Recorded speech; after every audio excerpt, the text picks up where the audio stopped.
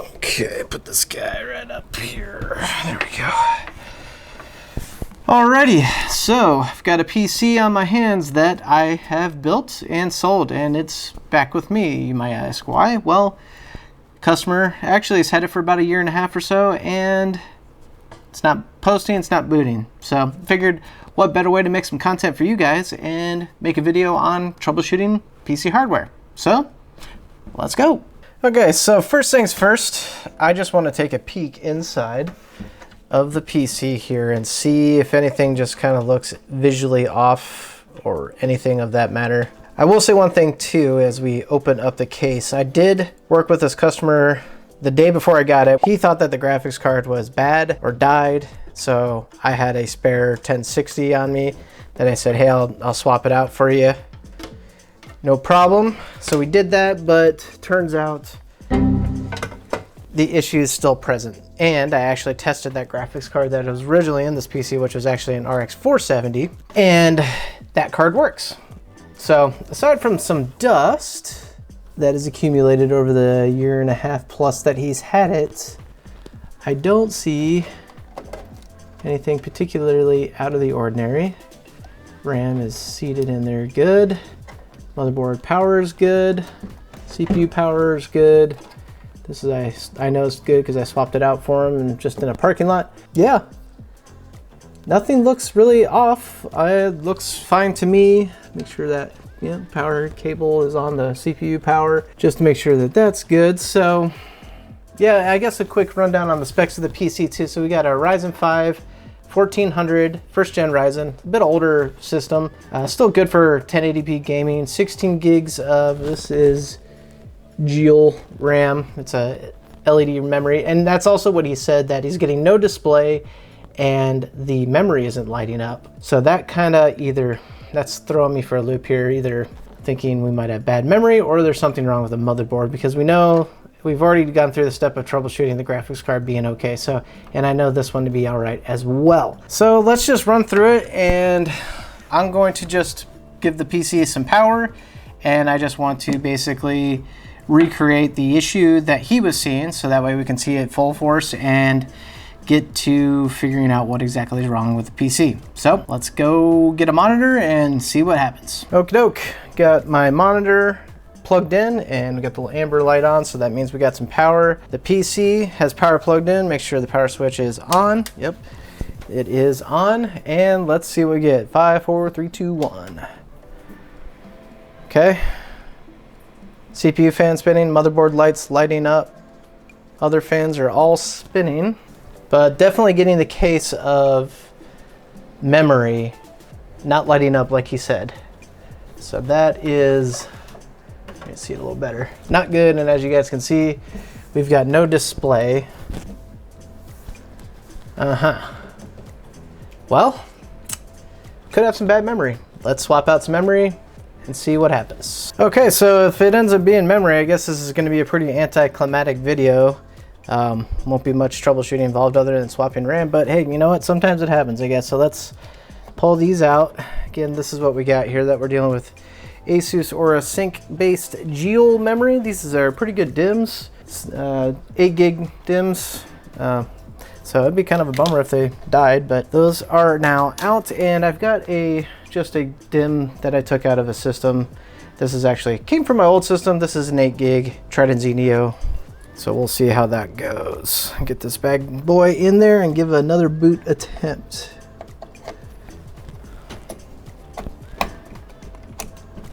All right, that's good and in there. Oh, cross your fingers, let's see what happens. Also, with the memory being a light up LED memory, it's to help give us a little indication of things working, I guess. So let's see what happens. No lights on the, oh, there, now we got lights. Okay. But do we have a boot? Let's see. We do. I'll be darned. Okay. We're booting up into Windows. Now I'm kind of interested. What if I just reseat these DIMMs? Will it fix the issue? I'm a little worried though, if it does fix the issue, temporarily, and they end up going bad again, because I don't want that to happen to this guy. Real nice guy, and you know, I don't want to give him a bad piece of hardware. So let's see what happens. I'm gonna turn the system off again here. We've got a full boot into Windows, as you guys can see.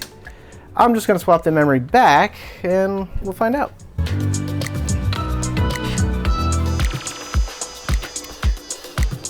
Okay, that's in there good. And actually, I think what I'm gonna do is I'm just gonna do one at a time, just to go memory module by memory module and see what happens. So let's give this another boot, and here we go. Oh, I saw lights flicker for a second. Got lights. Interesting. I pushed on them too. You guys saw that. Okay, this is getting interesting. Maybe, hopefully it's creating at least some good content for you guys, but interesting. Okay, so that one booted with a single DIMM. Let's see if I'll go back to booting with the original 2 DIMMs. Now we're in recovery mode. Windows like, what are you doing to me? All right, let's give this a shot, see what happens. Sure I'm going in the right way. Oh, flip it, there we go. Yeah, don't ever try to mash on your memory module if you got it going the wrong way. There's a click, there's a click, that's in. All right, let's see what happens. Turn it back on. Here we go. Like I said, this is gonna be kind of anticlimactic, but maybe at least information for you guys to check if you run into this situation. And now we got both DIMM modules lighting up, and I assume a post is about to happen.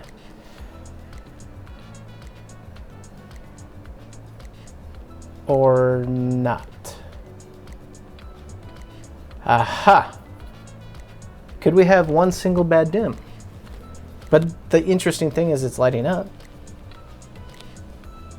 Give it a couple more seconds. Okay.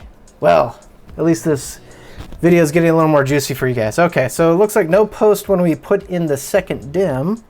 Let's just only try to boot off that one DIMM that we presume to be bad, just to see. And the reason I want to just see, because that will kind of also help me verify that that one DIMM is bad. Or maybe this DIMM slot is bad.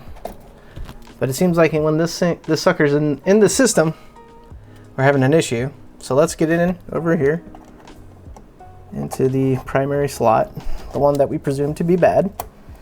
Sure, that is all the way in, even pressure. Here we go. 3, 2, 1. Okay, so now the presumed bad memory module lights up. Do we get a post?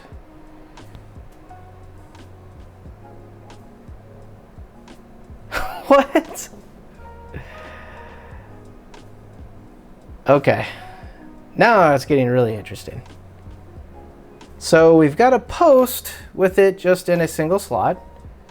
We've got a post with my memory in that slot.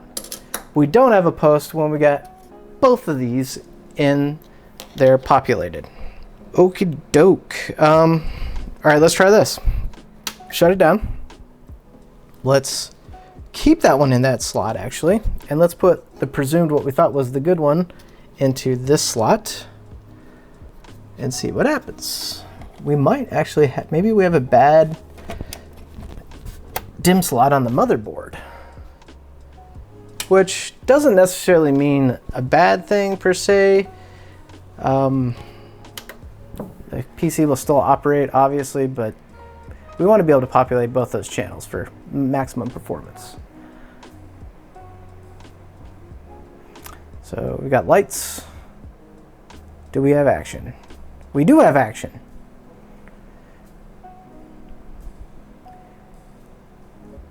That's odd. Okay, so the thing that we've changed, if you guys have been paying attention, the presumed bad memory module is now in the primary slot, and the presumed good one is in the other slot, where when they were reversed, we had a problem, but now we don't. So let's go back to just swapping the spots that the memory is located in the DIMM slots and see if our issue comes back.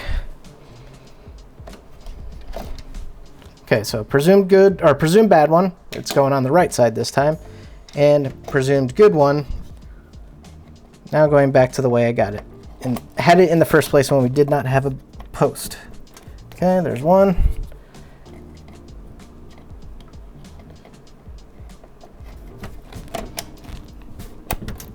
Make sure got even good pressure on both of them. Okay. All right. So if this were to follow logic of what we saw before, we shouldn't get a post, but I'm starting to think that this PC is trying to defy logic on us altogether. Let's see what happens. Lights. Do we have action?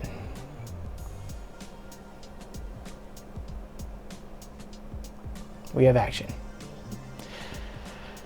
Huh. So did we have an issue at all?